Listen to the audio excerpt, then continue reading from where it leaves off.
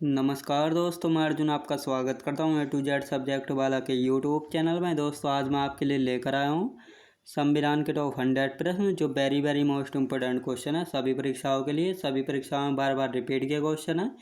तो दोस्तों वीडियो को अंत तक जरूर देखना ताकि सभी क्वेश्चन आपको आसानी से याद हो जाएँ। साथ ही दोस्तों, अगर आप हमारे चैनल पर पहली बार आए हैं तो हमारे चैनल को भी सब्सक्राइब कर लीजिएगा। साथ ही बेल आइकन को प्रेस कर लीजिएगा ताकि हमारे आने वाले वीडियो का नोटिफिकेशन आप तक पहुँचता रहे। चलिए दोस्तों वीडियो को स्टार्ट करते हैं।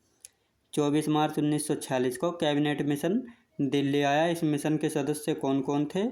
स्टेफर्ड क्रिप्स, पैथिक लॉरेंस और एबी अलेक्जेंडर। याद रखें दोस्तों। अगला क्वेश्चन देखते हैं। संविधान निर्माण के दौरान देश का प्रशासन चलाने के लिए बड़े बड़े राजनीतिक दलों के समर्थन से क्या बनाने की सिफारिश की गई थी? अंतरिम सरकार बनाने की सिफारिश की गई थी। अगला क्वेश्चन देखते हैं।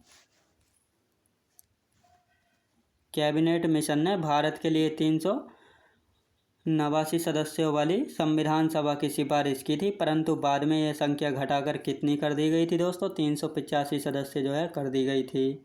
इन 385 सदस्यों में से कितने सदस्य प्रांतों से और कितने देशी रियासतों से चुने जाने थे दोस्तों? 292 सदस्य प्रांतों से, 93 सदस्य देशी रियासतों से। याद रखें दोस्तों। अगला क्वेश्चन देखते हैं। प्रस्तावित संविधान सभा के चुनाव के लिए प्रांतों को कितने समूहों में बांटा गया था? 3 समूहों में जो है बांटा गया था। अगला क्वेश्चन देखते हैं। प्रांतों का प्रतिनिधित्व मुख्यतः 3 समुदायों की जनसंख्या के आधार पर विभाजित किया गया था। ये समुदाय कौन से थे? मुस्लिम, सिख एवं साधारण। याद रखें दोस्तों। अगला क्वेश्चन देखते हैं। संविधान सभा के सदस्यों का चुनाव अप्रत्यक्ष रूप से प्रांतीय व्यवस्थापिका द्वारा हुआ था। इसमें किन 2 प्रमुख हस्तियों ने जो है भाग नहीं लिया था? महात्मा गांधी और मोहम्मद अली जिन्ना ने जो है भाग नहीं लिया था। याद रखें दोस्तों। अगला क्वेश्चन देखते हैं। संविधान सभा के चुनाव कब संपन्न हुए थे? जुलाई 1946 में जो है संविधान सभा के चुनाव संपन्न हुए थे। याद रखें दोस्तों। अगला क्वेश्चन देखते हैं। एक प्रतिनिधि लगभग कितनी जनसंख्या पर चुना गया था दोस्तों? 10 लाख की जनसंख्या पर चुना गया था एक प्रतिनिधि। प्रारंभ में मुस्लिम लीग ने संविधान सभा का बहिष्कार किया था, परंतु बाद में वह इसमें कब सम्मिलित हुए? अक्टूबर 1946 में। याद रखें दोस्तों। अगला क्वेश्चन देखते हैं। भारतीय संविधान के निर्माण हेतु संविधान सभा का चुनाव जुलाई 1946 में किया गया था। इसकी प्रथम बैठक किस तिथि को संपन्न हुई थी? 9 दिसंबर 1946 को। याद रखें दोस्तों। अगला क्वेश्चन देखते हैं।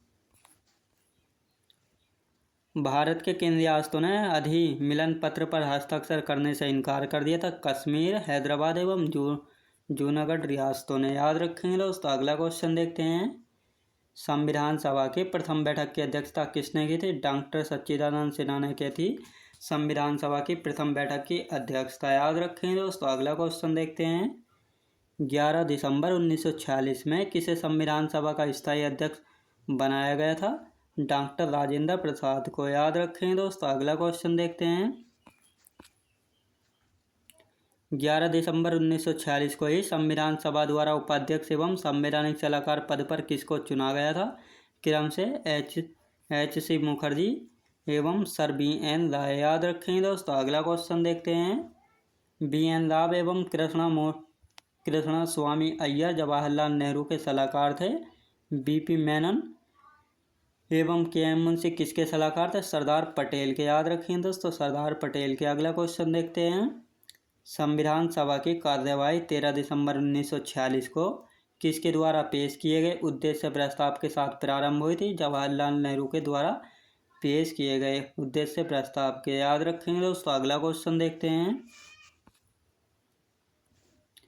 पंडित जवाहरलाल नेहरू द्वारा उद्देश्य प्रस्ताव को भारतीय संविधान में किस रूप में जगह दी गई थी? प्रस्तावना के रूप में जो है जगह दी गई थी। 13 दिसंबर से 9 दिसंबर 1946 तक संविधान सभा ने उद्देश्य प्रस्ताव पर विचार विमर्श किया। संविधान सभा ने कभी से सर्वसम्मति के पास किया था दोस्तों? 22 जनवरी 1947 को। याद रखेंगे दोस्तों। अगला क्वेश्चन देखते हैं। संविधान सभा ने किस तिथि को भारत का विभाजन मंजूर कर लिया था? 3 जून 1947 को। याद रखेंगे दोस्तों। 3 जून 1947 को। अगला क्वेश्चन देखते हैं। भारत के किस संविधान का कौन सा अनुच्छेद राष्ट्रपति या उपराष्ट्रपति के चुनाव से संबंधित शंका और विवादों के निर्धारण से संबंधित है? अनुच्छेद 71। याद रखेंगे अनुच्छेद 71। अनुच्छेद 39 से प्रावधान करता है समान न्याय तथा निःशुल्क विधिक सहायता करता है। अनुच्छेद 39 एक याद रखेंगे दोस्तों। अगला क्वेश्चन देखते हैं। गांव स्तर पर पंचायत के अध्यक्ष को लोगों द्वारा किस रूप में चुना जाता है?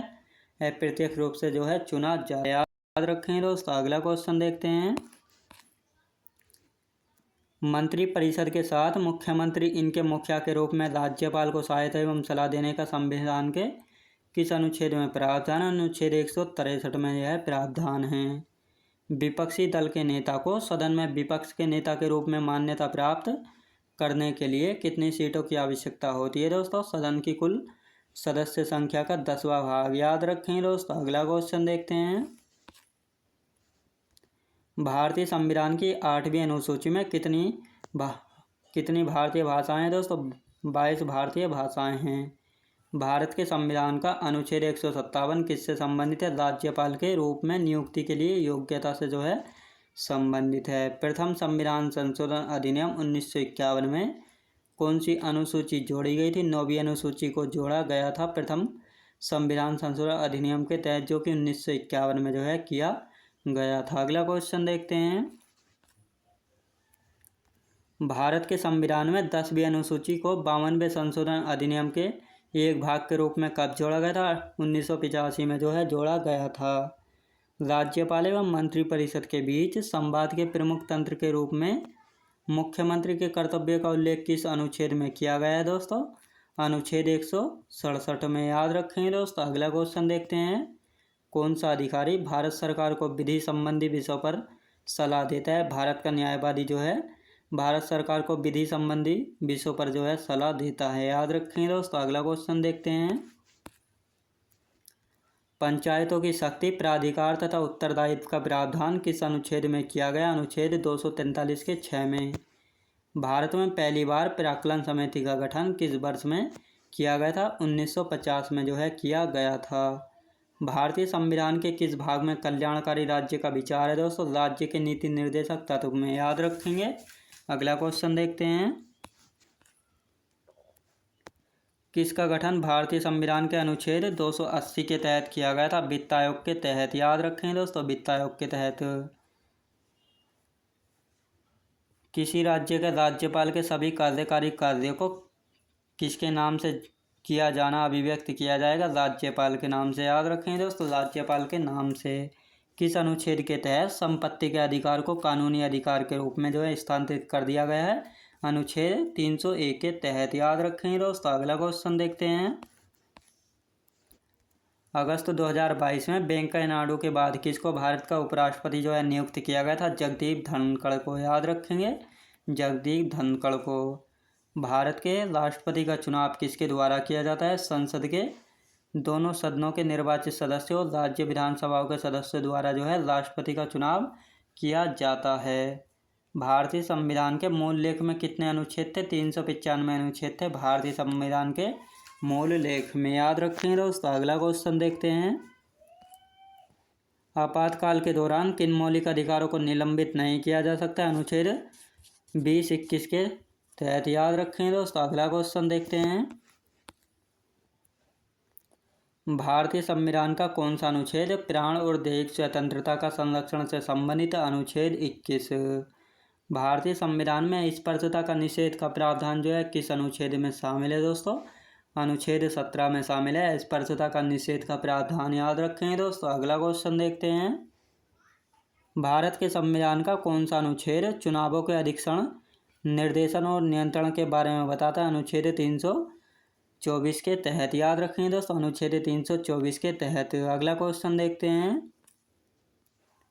भारत के संविधान का कौन सा अनुच्छेद राज्य कार्यकारिणी से संबंधित? अनुच्छेद 153 से 167। याद रखेंगे दोस्तों। अगला क्वेश्चन देखते हैं। भारतीय संविधान में राष्ट्रपति के चुनाव की विधि को किस देश के संविधान से लिया गया है दोस्तों? आयरलैंड के संविधान से जो है लिया गया है। भारत के सर्वोच्च न्यायालय ने किस बात एक निर्णय पारित किया जिसमें उसने 3 तलाक की प्रथा को असंवैधानिक घोषित किया और ऐसा करना निरस्त किया था। वर्ष 2017 में जो है किया था, याद रखें दोस्तों। अगला क्वेश्चन देखते हैं। भारतीय संविधान में अंतिम अनुच्छेद को कौन सी संस्था दी गई? 395 अनुच्छेद, याद रखें दोस्तों। भारतीय संविधान में अंतिम अनुच्छेद को कौन सी संख्या दी गई है? 395 अनुच्छेद, याद रखें दोस्तों। देश के राष्ट्रपति को उनके पद से किस प्रक्रिया द्वारा जो है हटाया जा सकता है? महाभियोग की प्रक्रिया के द्वारा जो है देश के राष्ट्रपति को उनके पद से हटाया जा सकता है। किस अनुच्छेद के अधीन पंचायत की अर्थ ग्रामीण क्षेत्रों के लिए गठित स्वशासन वाली एक संस्था है? अनुच्छेद 243 के ख में, याद रखें दोस्तों। अगला क्वेश्चन देखते हैं। भारत में कर निर्दिष्टीकरण के संवैधानिक प्रावधानों के तहत भू राजस्व पूरी वसूला जाता है दोस्तों राज्य सरकार के द्वारा, याद रखें, राज्य सरकार के द्वारा। भारत में राष्ट्रीय मानवाधिकार आयोग का वर्तमान में अध्यक्ष कौन है दोस्तों? न्यायमूर्ति अरुण कुमार मिश्रा, याद रखें दोस्तों, न्यायमूर्ति अरुण कुमार मिश्रा। संयुक्त राष्ट्र द्वारा मानवाधिकारों की विश्वव्यापी घोषणा को जो है कब अपनाया गया था? 10 दिसंबर 1948 में जो है अपनाया गया था, याद रखें दोस्तों। अगला क्वेश्चन देखते हैं। संसद के दोनों सदनों द्वारा पारित विधेयक किसकी सहमति के बिना जो है कानून नहीं बना सकता है? राष्ट्रपति की सहमति के बिना, याद रखें दोस्तों। अगला क्वेश्चन देखते हैं। संसद के कितने भाग हैं? संसद के 3 भाग हैं, राष्ट्रपति, राज्यसभा और लोकसभा, याद रखें दोस्तों। अगला क्वेश्चन देखते हैं। अनुच्छेद 338 किस आयोग से संबंधित है? राष्ट्रीय अनुसूचित जाति आयोग से संबंधित है, अनुच्छेद 338, याद रखें दोस्तों। अगला क्वेश्चन देखते हैं। महान्यायवादी की नियुक्ति केंद्र सरकार की सलाह पर किसके द्वारा की जाती है? राष्ट्रपति द्वारा जो है की जाती है। अगला क्वेश्चन देखते हैं। पंचायती राज पर अशोक मेहता समिति ने पंचायती राज की त्रिस्तरीय व्यवस्था के स्थान पर किस व्यवस्था की सिफारिश की है? द्विस्तरीय व्यवस्था की जो है सिफारिश की है, याद रखें दोस्तों। अगला क्वेश्चन देखते हैं। पंचायतों के समस्त चुनावों का संचालन कौन करता है? राज्य निर्वाचन आयोग करता है पंचायतों के समस्त चुनावों का संचालन, याद रखें दोस्तों। अगला क्वेश्चन देखते हैं। अनुच्छेद 108 के अनुसार संसद की संयुक्त बैठक राष्ट्रपति द्वारा बुलाई जाती है। इस बैठक की अध्यक्षता कौन करता है? लोकसभा अध्यक्ष जो है करता है, याद रखेंगे दोस्तों। अगला क्वेश्चन देखते हैं।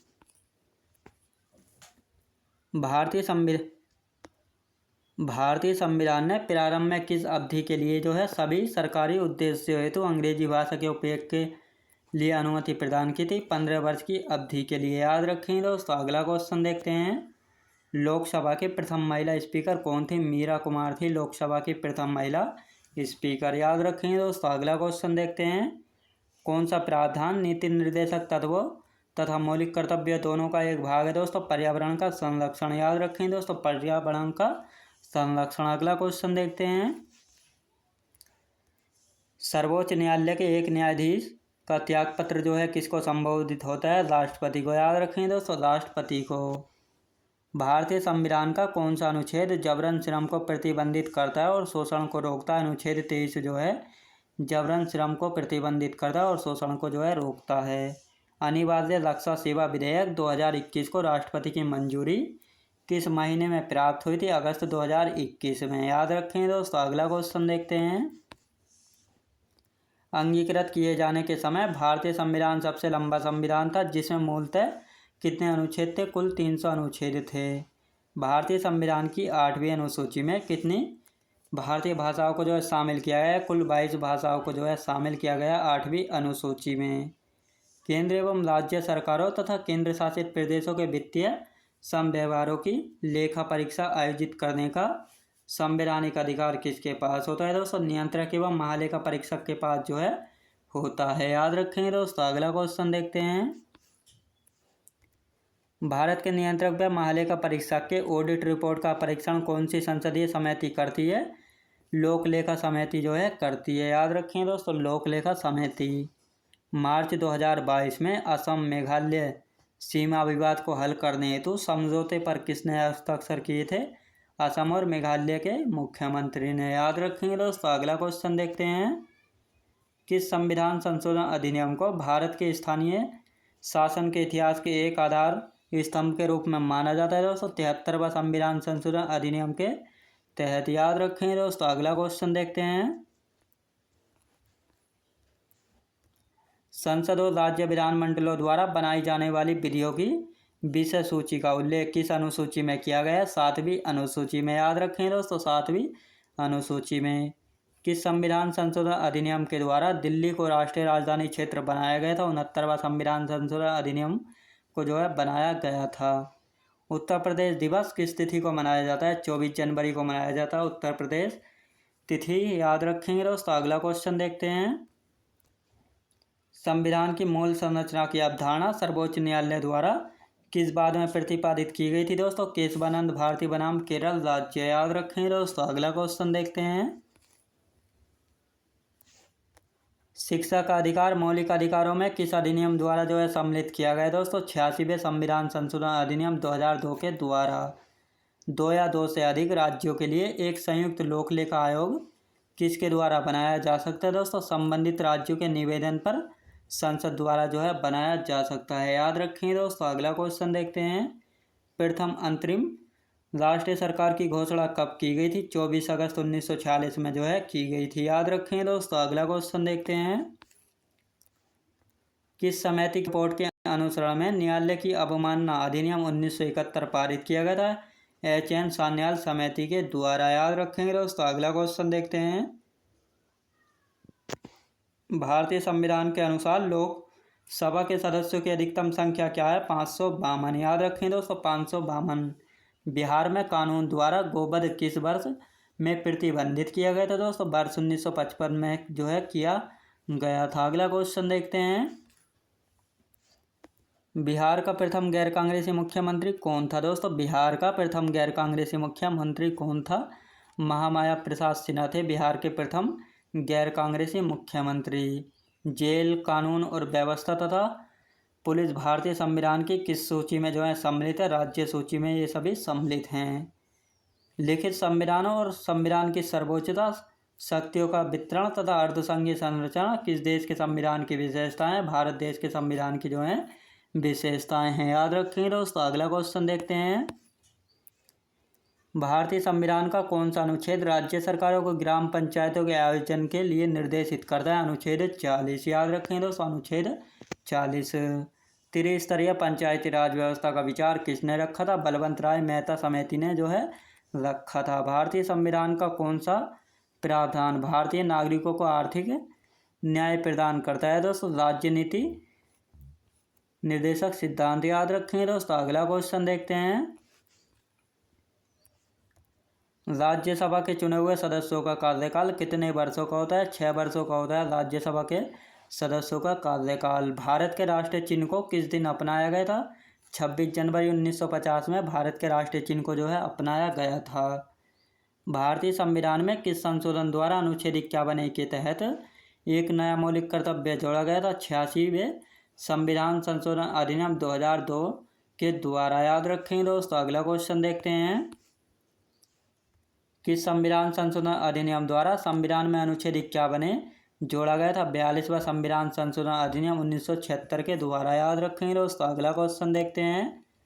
भारतीय संविधान के 100वें संशोधन को किस भारतीय राष्ट्रपति ने जो है मंजूरी दी थी? रामनाथ कोविंद ने। याद रखें दोस्तों। रामनाथ कोविंद ने। अगला क्वेश्चन देखते हैं। राष्ट्रीय राजधानी क्षेत्र दिल्ली सरकार विधेयक 2021 जिसे मार्च 2021 में पारित किया गया था किसके द्वारा किस अधिनियम में संशोधन किया गया? राष्ट्रीय राजधानी क्षेत्र दिल्ली सरकार अधिनियम 1991 में। याद रखेंगे दोस्तों। अगला क्वेश्चन देखते हैं। कौन सा संविधान संशोधन भाषा के आधार पर भारतीय राज्यों के पुनर्गठन को संवैधानिक रूप से जो है बदलने के प्राथमिक उद्देश्य के साथ पारित किया गया था? 7वां संशोधन। याद रखें दोस्तों। 7वां संशोधन। भारतीय संविधान के अंतर्गत धन का केंद्रीकरण किसका उल्लंघन करता है? राज्य के नीति निर्देशक तत्व का उल्लंघन करता है। याद रखें दोस्तों। अगला क्वेश्चन देखते हैं। भारत में संपत्ति का अधिकार किसी भी व्यक्ति को प्राप्त है। यह किस प्रकार का अधिकार है? विधिक अधिकार है संपत्ति का अधिकार। याद रखें दोस्तों। अगला क्वेश्चन देखते हैं। 26 जनवरी 1950 को भारत की वास्तविक संवैधानिक स्थिति क्या थी? संपूर्ण प्रभुत्व संपन्न लोकतंत्रात्मक स्थिति। याद रखें दोस्तों, कोई सरकार जो संविधान की सीमाओं से परिबद्ध हो क्या कहलाती है? संवैधानिक सरकार जो है कहलाती है।